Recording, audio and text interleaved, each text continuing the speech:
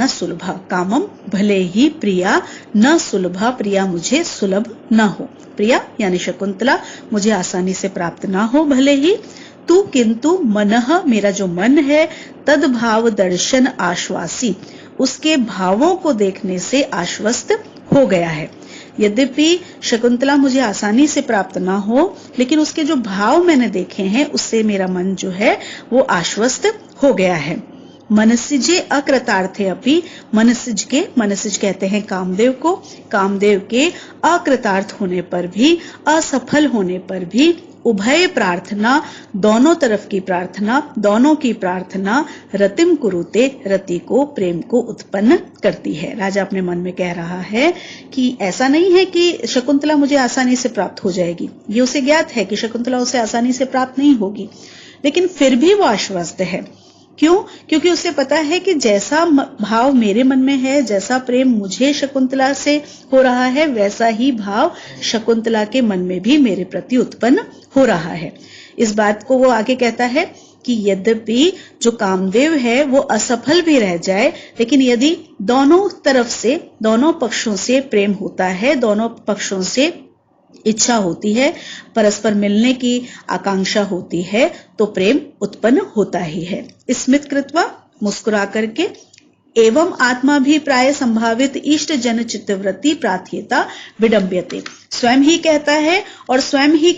इस बात का एक तरह से निराकरण भी करता है कि इसी तरह से अपने ही अनुरूप बात को सोच करके, प्रियजन के मनोभाव के विषय में सोच करके प्रेमी जन उपहास के पात्र हो जाते हैं। खुद ही ने सोचा और खुद ही ने उस बात को कह भी दिया। फिर से आगे सोचता है, स्निग्धम विक्षितम अन्यतो अपि नयनये प्रेरयन्त्या तया, यातम यच्च नितंबयोर गुरुतया मंदम विलासादेव, मागा इति उपरुद्धया यद्यपि सा सासूयम उक्ता सखी, सर्वम तत्किलमत परायणम अहो कामी स्वताम पश्यति। राजा यहां पर जानता है, लेकिन फिर भी अपने मन से जैसे एक द्वंद्व चल रहा है उसका, वो अपने आप को समझाने का प्रयास कर रहा है कि हाँ, शकुंतला के मन में भी वो भाव था जो मेरे मन में था। वो स्पष्ट करना चाह रहा है, किसी दूसरे को नहीं बल्कि वो स्वयं को स्पष्ट करना चाह रहा है। तो यहां फिर से वो इसी बात को कहता है, अन्यतः अपि नयनये प्रेरयन्त्या, दूसरी तरफ भी दृष्टि को डालते हुए भी, तया उसके द्वारा, यत स्निग्धम विक्षितम जो प्रेम पूर्वक देखा गया था, दूसरी तरफ उसने दृष्टि डाली थी लेकिन फिर भी जो उसने प्रेम पूर्वक देखा था, नितंबयो गुरुतया, अपने नितंब की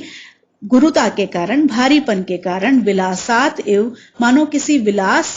पूर्वक, किसी प्रकार की श्रृंगारिक चेष्टा पूर्वक, यच्च मंदम यातम जो वो धीरे धीरे चली थी, मागा मत जाओ, इति उपरुद्धया इस प्रकार से सखियों के द्वारा रोकी हुई, सा सखी उसने अपनी सखी को, यद्यपि यत अपि जो भी, सा सूयम असूये के साथ, ईर्ष्या के साथ में जो कुछ भी उक्ता कहा था, तत्सर्वम मत परायणम किल, वह वास्तव में वो सब मेरे प्रति था। ये सब चीजें जो उसने की थी वो वास्तव में मुझे लक्ष्य करके ही किया था, मेरे प्रति उसके मन में जो भाव था इसीलिए उसने ये सब किया था कि वो नयनों को दूसरी तरफ डाल रही थी, लेकिन फिर भी प्रेम पूर्वक देख रही थी, धीरे धीरे चल रही थी, यद्यपि उसके शरीर में एक प्रकार का भारीपन था इसलिए चल रही थी, लेकिन मानो वो मेरे कारण मेरे पास रुकना चाह रही थी इसलिए चल रही थी। जब सखियों ने उसको कहा कि मत जाओ, तो उसने जो कुछ कहा वो भी मानो मुझे ही लक्ष्य करके कहा, तो ये सारी चीजें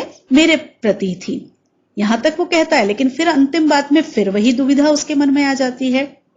अहो कामी स्वताम पश्यति। अहो आश्चर्य है कि जो कामी होता है, जो कामना से युक्त होता है, वो व्यक्ति स्वताम पश्यति अपनी ही बात को देखता है, कि जो व्यक्ति जो चाहता है वो सामने वाले में वही देखता है जो वो देखना चाहता है। तो राजा अपने आप से ये एक प्रकार के द्वंद्व से गुजर रहा है, अपने आप से ही वो अपनी बातें कर रहा है कि जो कुछ भी कहा शकुंतला ने, जो कुछ भी किया शकुंतला ने, वो मेरे लिए किया था या उसने अनायास ही वो किया था। इन बातों का वो यहां पर इस प्रकार से वो इन बातों को देख रहा है। विदूषक तथा स्थितेव विदूषक, राजा आ रहा है, विदूषक उसको देख रहा है। विदूषक उसी प्रकार से स्थित होकर के भो वयस्य, हे मित्र, न मे हस्त पादम प्रसरति, मेरे हाथ पैर चल नहीं रहे हैं, फैल नहीं रहे हैं। वांग मात्रेण जापिष्यामि, मैं वाणी मात्र से ही आपका जप करूंगा, आपकी जय करूंगा। जयतु भगवान, आपकी जय हो, आपकी जय हो। राजा सस्मितम, राजा मुस्कुरा करके, क्योंकि विदूषक है और विदूषक का कार्य है हास्य को उत्पन्न करना, तो राजा उसको, जैसे किसी फिल्म में कोई हास्य कलाकार जब आता है, कोई कॉमेडियन आता है, तो उसके प्रवेश होने से उसकी शक्ल देख करके ही एक मुस्कुराहट दर्शकों के चेहरे पर आ जाती है। उसी तरह से राजा के चेहरे पर भी मुस्कुराहट आ गई है और राजा कह रहा है,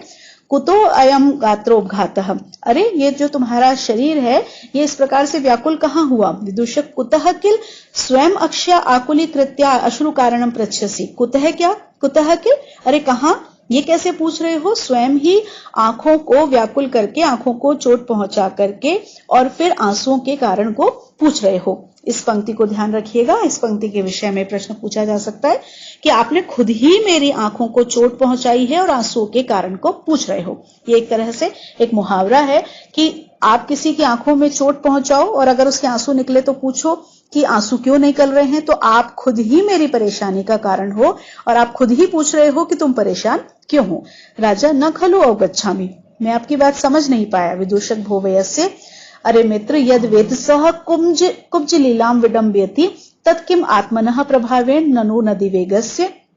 हे मित्र, जो बेत की जो लकड़ी होती है वो कुब्ज लीलाम को, कुब्ज लीला मतलब कुछ टेढ़ेपन को जो प्राप्त होती है, वो जो टेढ़ी हो जाती है, झुक जाती है, तत्किम आत्मनः प्रभावेण, वो क्या अपने प्रभाव से होती है, ननु नदी वेग से, या नदी के वेग के कारण। राजा, नदी वेगस तत्र कारणम, नदी का वेग ही वहां पर कारण है। नदी के किनारे जो बेत की लकड़ी, बेत के जो पेड़ खड़े होते हैं, बांस के जो पेड़ होते हैं, तो नदी की जब लहरें उनसे बार बार टकराती हैं तो वो टेढ़ी हो जाती हैं। तो यहां पर उन्होंने पूछा कि वो जो बेत है वो खुद से ही टेढ़ी होती है या नदी के वेग के कारण। तो राजा कहता है इसमें तो नदी का वेग ही कारण है। तो विदूषक उसका उत्तर देता है, ममापि भवान, मेरे कारण भी आप हैं, मतलब मेरी पीड़ा के कारण भी आप हैं। राजा, न कथमेव, कि किस प्रकार से, वो किस प्रकार से। विदूषक, एवं राजकार्याणि उच्छित्वा तादृश आकुल प्रदेशे वनचर वृत्तिना त्वया भवितव्यम, इस प्रकार से राजकार्यों को छोड़ करके आप जो व्याकुल प्रदेश में इस वंचर वृत्ति को, वनवासियों की आजीविका को जो आपने धारण कर लिया है, कि आप राजकार्यों को तो छोड़ चुके हैं और ये जो व्याकुल ये स्थान है, यहाँ पर आकर के जो वनवासी जहां पर रहते हैं, जिस प्रकार से रहते हैं उस प्रकार से आप यहाँ पर रह रहे हैं। यत सत्यम प्रत्यहम श्वापद समुत्सारणै संक्षोभित संधि बंधानाम मम गात्राणाम अनीशो अस्मि संव्रतः, और वास्तव में तो यह सत्य है कि रोजाना ये जो जंगली जानवर हैं इनके पीछे भागते हुए मेरे शरीर के जो संधियां हैं, जो जोड़ हैं, वो ढीले पड़ गए हैं और इस कारण से मैं अपने गात्राणाम अनीशो अस्मि, मैं अपने गात्र का, अपने गात्राणाम, अपने शरीर के अंगों का, अनीश मतलब स्वामी नहीं रह गया हूं, मतलब मेरा जो शरीर है वो मेरे ही वश में नहीं रह गया है। तत्प्रसादिष्यामि विसर्जितम माम एकाहम अपि तावद विश्रमितुम, तो आप प्रसन्न होकर के मुझे एक दिन का अवकाश मुझे विश्राम करने के लिए देने के लिए प्रसन्न हो जाएं, कि आप जो राजकार्यों को छोड़ करके और यहाँ पर इस वन में बैठे हुए हैं और वनवासी जो लोग हैं उनके अनुसार, उनके जैसी आप अपनी वृत्ति अपना रहे हैं, उससे मेरी भी स्थिति क्या हो गई है कि आप भी, विदूषक राजा से ये नहीं कह सकता है कि आप जो कर रहे हैं वो अनुचित कर रहे हैं, तो उनको बता देता है कि आप भी जो कर रहे हैं वो सही नहीं है, आपका कार्य है कि आप राजकार्य संभालें, लेकिन आप वो छोड़ करके बैठे हैं और मुझे भी आप अपने पीछे भगा रहे हैं, तो उस कारण से मेरा जो शरीर है वो भी ऐसा हो गया है कि मेरा शरीर ही मेरे वश में नहीं रह गया है, तो आप मुझे एक दिन का अवकाश दें ताकि मैं विश्राम कर सकूं।